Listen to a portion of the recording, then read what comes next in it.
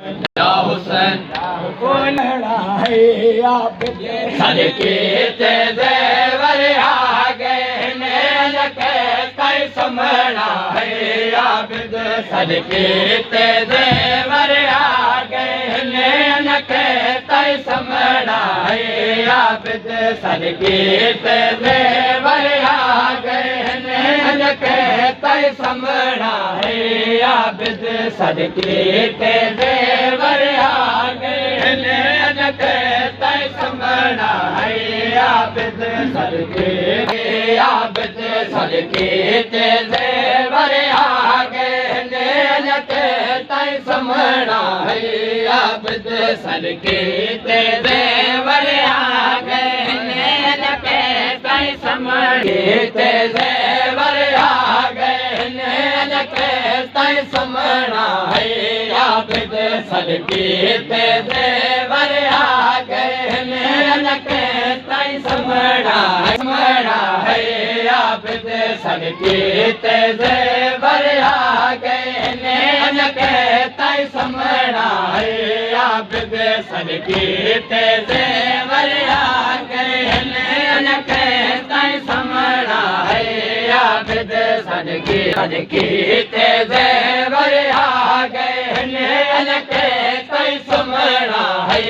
आबिद सदके ते ज़ेवर आ गए नैन के तै समझना है नैन के तै समझना है आबिद सदके ते ज़ेवर आ गए नैन के तै समझना है आबिद सदके ते ज़ेवर आ गए नैन के तै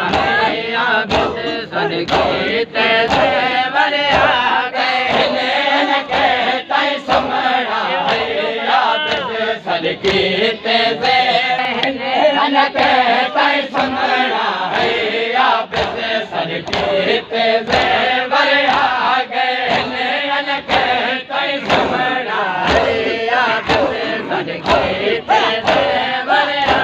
गए नैन के तै समझना है आबिद सदके ते ज़ेवर आ गए नैन के तै समझना है को साने खेमिया को जो तरफ साने खेमिया को हंस हंस के बाही लागे नैन के तै समझना है आबिद सदके ते ज़ेवर आ गए नैन के तै समझना है आबिद सदके ते ज़ेवर आ गए नैन के तै समझना है आबिद सदके ज़ेवर आ गए नैन के तै समझना जो तरफ साने खेमिया को जो तरफ साने खेमिया को हंस हंस के बाही लागे नैन के तै समझ मैं देखे मैं विच वेदी हम ओ खेमे को बाले देने मैं देखे मैं विच वेदी हम ओ खेमे को बाले देने तेरा आखिरी खेमा बचिया है तेरा आखिर खेमा बचिया है वो बुल के भी पुकार ला गए नैन के तै समझना है आबिद सदके ते ज़ेवर आ गए नैन के तै समझना है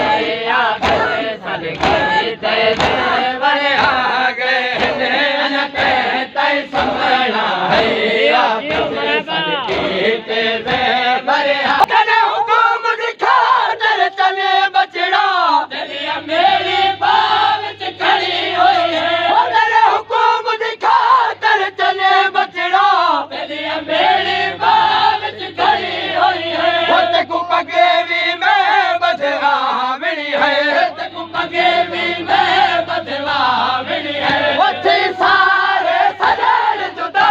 गए नैन के तै समझना है आबिद सदके ते ज़ेवर आ गए नैन के तै समझना है आबिद सदके ते ज़ेवर आ गए नैन के